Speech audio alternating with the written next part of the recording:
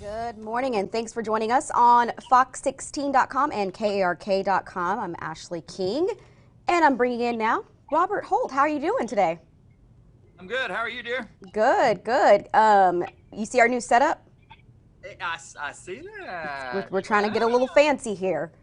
yeah. I can't wait. Hopefully, one day we'll all be in the studio, together, and that'd be kind of neat. Of course, then everybody really gets to see how ugly I am. No, we have really good cameras in here though, so you might need to put some makeup on. I don't know. Yeah, Ashley, me. I try to kind of bring a little humor and so forth in Mm-hmm. with us, but gosh, how do we bring? It's just there's nothing I humorous know. right now that's going on in our country. Yeah, Nothing. there's a lot Absolutely going nothing. on right now. That's for sure. Yeah, It just yeah, keeps yeah. keeps going. It I do. seems. I do want to show you something. Okay, So you see, I this says see. there's victory with love.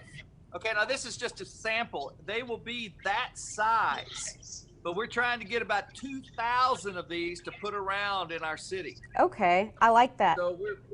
So we're pretty excited. We're working on right now, trying to get the funds right now put together to get it. It's around $9,000 to do that. Wow. Yeah, but that'll be good. So we can put those out and Yep.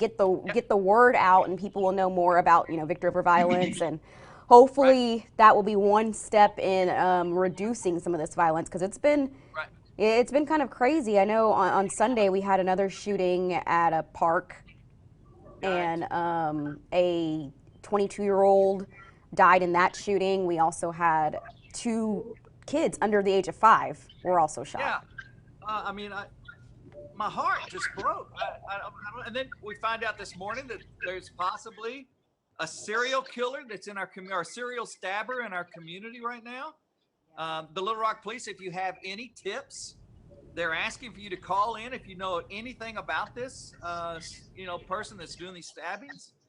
But our children, to see that interview of that little girl that you all did with that little girl, I mean, just broke my heart. Yeah, that interview, man. Alexis Wainwright got an interview with the three, well, the family of the 3-year-old girl who was shot at the park this weekend. Actually shared the video with us, and so Alexis Wainwright did a story on that. So you can find that actually right now on KRK.com and Fox16.com. But it was just the little girl saying she was shot. It's just so, ugh. I I didn't know. have the words. Yeah, how does a little girl go? I've been shot. I mean, that shouldn't happen, but yes, here we are, Here we are. asking our community right now. Hey, here's opportunity. It might not be, nationwide opportunity, but here's an opportunity right now for you to type in on Facebook some of your ideas. For real ideas, nothing bad, but real ideas of what we can do and how you can help. Yep, you're right about that. So we are on our Facebook page. If I'm looking away, that's what I'm looking at. I'm running a lot of things right now. So we have our Facebook page, the KRK Facebook page, the Fox 16 Facebook page, as well as our websites. But go on there and comment any ideas that you may have um, to reduce some of this violence. If you have any questions you want to just ask us, be sure to go on there and comment all of that, and we will look at those comments throughout the show. So, we say this every week. There's not one solution to fix this. There's going to take a Right. lot to fix this. It's going to take the community to fix this. But we do have a special guest today who is Yes. doing his part, or trying to do his part to solve this and try to fix some of the violence. So I'm going to let you introduce him, Robert. Okay. Hey, I'm happy to introduce a friend of mine. And this gentleman has been doing incredible work in our community for a long time, but he has Bridges to Success that is in Southwest Little Rock, and he'll give us more information about that. But this gentleman has 1, a love for God; 2, a love for our community; 3, a love for our children; 4, a love for our families. And he's a kindred spirit as far as trying to reach our community. And so Bishop Ron Wilkerson is with us today. Hello, Bishop. Good morning, Robert, and good morning to you, Ashley. Good morning. Thank you so much for joining us. Well, thank you for having me. Yes. So Glad to be first of here. all, I would like you first of all to just to let everybody know what is Bridge to Success. Okay, Bridge to Success is an out of school, after school program located at 3409 Baseline Road. on the east end of Southwest Little Rock, baseline, east end of baseline, Southwest Little Rock. We provide a number of opportunities for our children in the community. There are no outlets in this area of Southwest Little Rock for youth. And we are here to provide those outlets. And what we do here, we offer academic enrichment. We offer group activities, recreational activities, field trips, community involvement. We teach against alcohol, drug, and tobacco use. We have life skills training, self-esteem development, family support and referrals, mentoring, and whatever else is needed to make things right. And the good part of this, all of this is free. It's free to the community. And we work with ages 6 to 18. You can go ahead, Robert. So first I'm going to say, Ashley, we can hardly hear you. Oh, okay. I'll turn myself up. There we go. Can you hear me now? Yeah, there we go. Yeah, got you now. So I know one thing that perked mine and Ashley's ears up was the mentoring. How is the mentoring functioning right now with you guys at Bridges to Success? It's functioning very well. We have 2 coordinators and some volunteers who work with the youth every day in providing academic program for our youth. So a day at Bridges to Success is when the kids come into the door, they sign in, we feed them 2 meals a day, every day. After we feed them snack, then they go into a mentoring program. For the last 2 weeks, we've been working on our STEM mentorship, where one day is science, one day is technology, one day is engineering, and another day is math. So we're working on that, and we're teaching them. Also, this month is Earth Day. So we've been teaching them about planting seeds and so forth. You know, that this is Ashley and I both have said that this particular program that she and I do needs to be more than just an old talk show. Right. And so, what you are doing, number one, is solution oriented, getting kids off the streets, getting them involved in programming, but more importantly, you're getting adults involved in their lives. Do you need more, especially when the pandemic is really at a low, do you need more people involved with you in helping these kids and these families that you're serving? Actually, we actually do. Yes, sir, we do. And before I go any further, I'd like to acknowledge my condolences to all of the families who've lost loved ones to the violence in Little Rock. We are praying for you, and whatever we can do to support you, we want to do that. But yes, to answer your question, we do need more volunteers, and we need the business community to work with us in getting these children off the street. Now, we uniquely find our children on the street. We find them hanging out on the streets with nothing to do. We encourage them to come.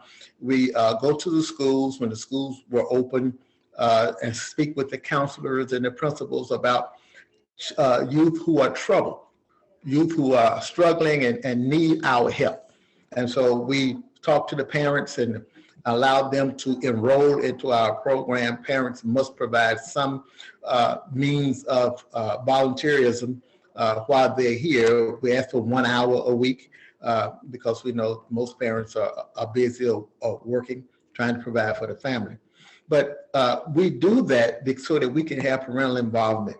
And we want the parents to give us their outlook and input on the services that we provide to their children every day. We have electronics, we have Chromebooks, we have 25 computers, desktop computers, high-speed internet, and all of this so our children can have the resources that they need to do better in school. And I would like to say that prior to the pandemic, the academic success of our children going up. And one of my proudest moments, we've been doing this since 2011, June 2011. And one of my proudest moments was in 2018, where we graduated 18 young men and women who came to us with academics, grade scores of 1% or I'm going to say 2% or less. 2% or less, but they graduated, and some of them in college, some of them working jobs, some of them are in trade schools. But I'm proud of the fact that we were able to help those young people, and that's what we do. That's our goal, to give them a better outlook. Here's my question: a lot of people are on Facebook right now are kind of saying, you know, the people who I guess need a program like this aren't showing up. So how do you reach those people who would probably benefit from a program like this? Well, we do have a Facebook page. We go out on Facebook. We have a website. We peer-to-peer, word of mouth. We knock on doors. We have door hangers. We ask parents to recommend us. We talk to the school guidance counselors and so forth and ask them to recommend us. So we try to get the word out as much as we can through the people who come here every day. They are our best, they're the best way for us to reach the community because they know what we do. They know the success that we have. We have some parents who have had 4 and 5 children here at one time, and some every year as a child get older, they send them here because they say they know what we do. Well, so Brother Wilkerson, can we get just a little bit deeper with that, if you Okay. would? When Ashley asked that question, as far as, you know, there's people saying, well, those kids that are committing all these things are the ones that aren't coming to, quote, our programs. But I heard you say something a minute ago that you said, I have a group that goes to the streets, that talks with kids that are just hanging out with nothing to do. You know, in 94, 95, 96, when all the gang stuff was happening, that's what we did. We went into John Barrow, and we went into the park at about 2 a.m. in the morning to a pavilion where the Bloods were hanging out, and they got to know who we were. They would say every time, here comes that love dude, because they knew I would put my arm around them and give them a hug when I'd come up there, because a lot of those kids didn't have a father figure in their life that would put their arm around them. And from that point, there was trust. Then they started coming to our meetings. Is that the same principle you're talking about? That is the same principle, but we don't go out at 2 a.m. in the morning. We go out in the afternoon, but it is the same principle. You know, our children have to know that we're concerned about them, that we love them and we care about them. And much of the problem that we have in connecting with our youth is that adults want the children to change before they engage them. And what we allow them to do, to be themselves, engage with them, introduce them to a better way of life, and help them to make the decision to change. Because if they don't agree to change, change is not going to happen. But then we run into young people who don't want to change, who want the thug life, who want to be criminals. And that hurts my heart because I know what the end result is going to be. But some of them are sold out. But I must say that the majority, or 90% of the young people that we engage with turn their lives around. Wow. So, male and female. What about, so, you know, we've had these shootings in the park recently, and a lot of times it does seem like, we don't know the motives behind it right now, but a lot of times it does seem like they start from maybe people having some beef with each other, you know, getting in an argument, and they pull out guns to resolve it. So I know you mentioned that you guys teach life skills. What type of like conflict resolution skills are there or that you guys teach? I'm glad you asked. A great question. We do teach conflict resolution, and also we have mock conflict resolutions to show our young people and ask them, how would you resolve this? You know, if dude push you around, or if a young lady call you a B or a H, you know, how would you resolve that? I mean, would you walk away, or would you turn back and want to get it on with them? Well, we try to help them to learn that you must de-escalate a situation. Sometimes the only thing you can do is walk away. That doesn't degrade you as a person by saying that you're weak and you can't handle your business, which I know in this day and time, it's the opposite. People think that if you walk away from a fight or a shooting, that you're weak. But, you know, there's an old saying, it's better to say there he goes rather than there he lays. So we strongly encourage conflict resolution among our youth because they have to learn how to resolve issues without violence. And with the violence in these video games and TV shows and cartoons that they watch, violence seems to be the norm for them. And so our goal is to de-escalate, teach them how to de-escalate any type of conflict that they may encounter. The video games and those types of things that we're seeing right now make us desensitized to the fact of violence. Exactly. It desensitizes us to violence. It desensitizes us for shooting somebody because they're shooting people on the video. And it's just one of those unfortunate things that are going on right now that we've got to be able to, like you say, teach these children ways in which to love others, love themselves and love others. And so that's what I'm hearing you say that you're doing. Exactly. And one other thing that we must recognize is that we have mental health issues among our young people. Young people have not learned to compartmentalize their thinking process, how to put things in right perspective mentally, simply because they have not been taught, or they have experienced some type of trauma. So our goal also is to help them with mental health. Now, we're not mental health professionals, but we do ask mental health professionals to come in and talk to our young people, engage with them, do an assessment with them to see where they really are. And that's one of the things that the young people have to do when they become a part of our youth center. We have to they have to provide an assessment to us about them. We go over a series of questions with them to see where they are, what type of program we need to work with them with. Well, how do we engage them and help them to move in another arena than from where they are right now? Yeah.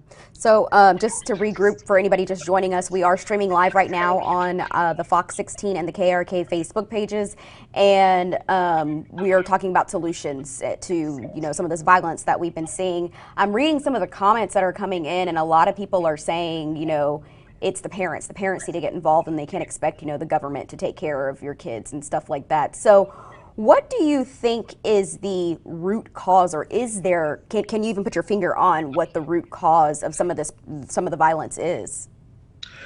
That is a tough question, but I will say this. Parental involvement has a lot to do with it. But there are some kids who have come out of great homes. Parents love them. Both parents have been in the home. They have provided for them, but they've gone in the wrong direction. So just not parenting alone, it has a lot to do with their peers and peer pressure. We have to help our young people understand that we love you in spite of. We're not throwing you away, but we're reaching out, trying to pull you in, and we're going to stay with you until you come to the place of understanding. Now, when we started this program, I was getting whooped every day. Literally, young men, bulky, stocky, strong men, young men would come in here and tell me every day, I'm going to kick your so-and-so, so-and-so. Well, do I back down from that? Or what do? I tell them this: I don't advise you to do that, because it may not turn out the way you think it's going to be. Mm-hmm. But you keep coming here, and we keep talking to them, keep loving on them, and saying this to them. Man, don't talk like that. Why are you talking like that? You're not going to do that. And so with gaining their trust, see, a lot of young people want to know where you are, where you stand. Are you really with me, or are you weak? Am I going to say something that's going to run you off or cause you to ask me not to come back? I don't do that. I ask them to come back. Now, we have had some act of violence in our facility, well, in the facility, but with one of our staff members. So we can't control everything, but I can say this: our staff is safe, and we do everything that's possible to keep our staff and our students safe. We tell our students, this is your safe place. This is your happy place. You don't have nothing to worry about here but growing and developing, becoming who you are. That's all you have to worry about here. You know, Brother Wilkerson, when you said that, there are many programs out here that are trying to draw those young people off the streets that are dealing with violence. Therefore, if you're pulling some of those kids off the streets, we've got to teach them how to love. We got to teach them how to care. And so it's not going to be an overnight success. People right now are looking for solutions. I've had many, as you have, many calls to go, what are we going to do right now? We can't do anything right this second. What we can do is begin the process of trying to get people involved in programs, trying to reach out to these young people, get them involved, and start building character, start building compassion, start building trust in these young people and their families. Two of our greatest gangs in our country, people ask me all the time, are not Bloods and Crips. It's Republicans and Democrats. Red, donkey, elephant. Our next ones are our religious organizations, my black, my white church, my Baptist, my Methodist, whatever it is. How can we expect our children to change when we as adults are not changing? Now, you expect me to answer that? Yes. Well, I take a stab at it. We are asking them to do something that's almost impossible if we don't lead the way. Yes. We must show them how we should work together. Now we can agree to disagree, and we can table some things and come back to it later. Let's work with what's working. And let's see how, whatever the issue is that we don't agree on, let's see how we can agree on it. And so we need our adults. I agree with you, Congress and the Democrats and Republicans. That's a disgrace to our adulthood and trying to accomplish something, because they don't seem to be able to work together. But when it comes down to the churches and to our leaders in the city, adult leaders in the city, we must come out of those four walls and get into the community where people are and let people know that we are concerned about them where they are. I always believe, as a pastor, that our church is not planted in this community for the community to come to us. Right. We're planted here to go to the community and to provide whatever resources that we can to help the community to understand that we love them, we care for them, and that we're here to help them at any way that we possibly can. But in the meantime, we want to teach you how to be respectable, how to have the disciplines of life, and how to use the principles that are given to us to live a better life. So we got to work together. We have to work together. We're going to do our part as much as we can in helping in the community, but then we need you to do your part by coming and learning how to do better so you can go back to your community and help someone else. Yeah, so when you mentioned that, the community, so there are people watching right now, what can they do to help out? Okay, now, one thing they can do is they don't need to be afraid of their young people in the community.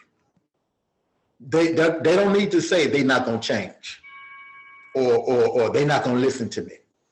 They will not listen to you if you don't talk to them, and they will be afraid of you if you don't show them any love or any kindness. But our goal is to go into the community and to speak to the community about who we are, what we're here for, and get their feedback as to what they need us to do in helping them. And I do want to say this too. We need the community to speak up. We need the community to not be afraid. We need the community to start talking back and not leaving everything to one organization or to the organizations around the city. They need to say, this is what I need, and then give us the opportunity to help them provide those needs. We all working together and not just one person trying to do everything. All right, so we're coming up toward the end of our time. So if people want to get involved, as you mentioned, you need mentors, or if people have children who they want to be involved in your program, how can they reach you? Okay, they can reach me two ways. They can go to Bridge to Success. It's a #2, Bridge the #2 Success Facebook page. They can go to our Instagram page, Instagram page, and they can go to our website. Our website is b2syouthcenter.org. That's b2syouthcenter.org. Or they can just stop by. They can stop by our location at 3409 Baseline Road. And the anchor here, if most people live in the Southwest area know, they remember Sawyer's Grocery. Well, we're in that same shopping center where Sawyer's Grocery formerly was. All right. Well, thank you. One other thing. Let me give you my phone number. Our phone number. They can reach us by phone at 501-565-0100. Perfect. All right. Well, this was a great discussion. I know, like Robert and I always say this, talking isn't going to solve anything. We have to get out there and actually, do something and to create a change. We have to actually act on it. So we do appreciate everything that you're doing in the community, because clearly that's one step to solving this. I want to send out an invitation to all of the community. On June 9th, from 11 to 1, we'll be celebrating our 10th anniversary in the community. June 9th, from 11 to 1, here at our location at 3409 Baseline Road. We want to invite the community to come out, see us, drop in, see what we're doing, and let's engage in meaningful conversation. Yep, meaningful conversation. All right. Well, thank you so much for joining us today, Mr. Wilkerson. Can't talk. Well, thank you, Ashley and Robert, both for allowing me to come. This has been a real wonderful experience. Appreciate God bless it. you, brother. Yeah, God bless you. All right. Robert, any final words? Ashley, I think, as you and I have said, that this is more than a talk show. It's giving people opportunities to hear where they can plug in. When people say out there in our community that, there's nothing going on. Well, right here, there's something going on. All you have to do is watch. Go to Channel 4, Channel 16's website at the Victory Over Violence area, and you'll see many organizations that are crying out for help. You can use your gifts and your talents to get involved. That's what we need. Yep, you're right about that. So we will, this will, of course, still be on our page, so you can always reach out to us that way as well. So I guess that's all we have for today. Thanks. Yes, what Robert has right there. Always remember, there's victory with love. Have a good day, everyone. All right, thank you.